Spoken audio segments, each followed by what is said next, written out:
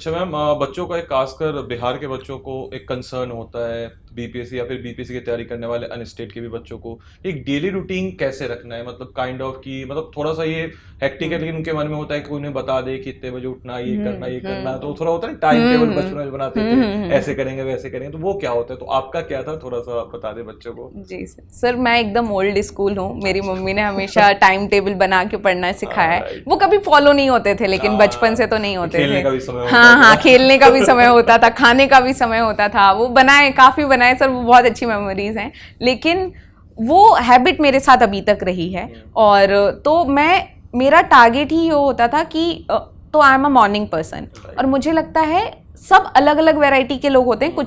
किसी को रात को पढ़ना पसंद है, किसी को सुबह पढ़ना पसंद है, लेकिन आप पहले खुद को पहचानिए। आप ये मत देखिए आपका दोस्त रात को पढ़ रहा था, उसका सिलेक्शन हो गया तो मेरा भी रात का पढ़ के होगा। नहीं, मैं सुबह उठती हूँ तो मुझे बहुत पॉजिटिव फील होता है कि आज मेरे पास बहुत ज़्यादा वर्किंग आवर्स हैं, तो मैं हमेशा कोशिश करती थी कि मैं 5-6 बजे उठ जाऊँ। ये मेरा टारगेट रहता था। तो जब भी स्टडीज़ कर रही हूँ तो 6 बजे उठ के फिर मेरा 1 घंटा मैं पार्क में, पास में पार्क है कोई, या योगा करना है तो मैं ये करती थी। फिर आके 1-2 घंटे के बाद 7:30 बजे से मैं बैठती थी और स्लॉट में डिवाइड कर लेती थी। सर मैं पूरे टाइम एक ही सब्जेक्ट नहीं पढ़ पाती हूँ। मैं पूरे दिन एक, मान लिया पॉलिटी है तो मैं पूरे दिन पॉलिटी नहीं पढ़ पाती थी।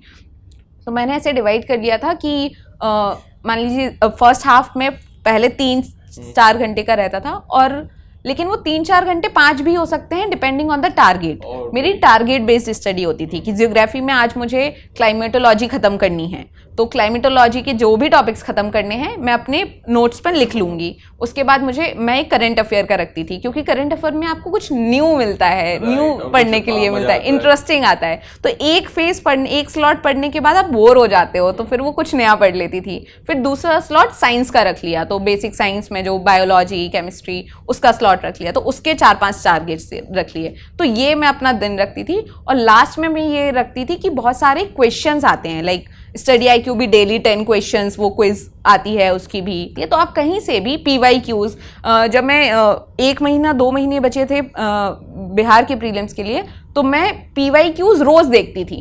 तो आप देखते भी है ना, तो आपको पता होता है कि अच्छा, आपको समझ आ जाता है कि अच्छा यहाँ ये शब्द यूज किया है तो ये इसलिए स्टेटमेंट रॉन्ग है। तो वो देख के ऑब्जर्व करना, चाहे आपको रट जाए वो क्वेश्चन, लेकिन वो आप बार बार जाओ PYQs पे, आप वो देखिए, उससे होता है। हाँ, और ये आप कोई क्वेश्चन प्रैक्टिस कर लीजिए। तो मैं वो 10-50 सवाल सॉल्व कर लेती थी, तो रोज सवाल सॉल्व करती थी। उससे एक बन गया कि हाँ, सवाल is not new for me. कोई सवाल आ रहा है दैट इज मुझे सॉल्व करना है, वो आपका एक बेसिक इंस्टिंक्ट रहेगा उस टाइम पे। कोई भी क्वेश्चन उसमें 8 की ला रहा है, उसमें देख के उस क्वेश्चन को सारे सॉल्व। हाँ। जैसे बजट का पढ़ा, तो बजट का आपको डेटा इतनी जल्दी मुझे याद नहीं होता था। मेरा था कि एक चीज को अगर मैंने 4-5 बार पढ़ लिया ना, फिर मुझे वो याद हो ही जाती थी, वो मेमोरी में आ ही जाएगा। मतलब आपको कोशिश ही नहीं करनी पड़ेगी याद करने की, वो ऑटोमेटिकली याद हो जाएगा। That happens.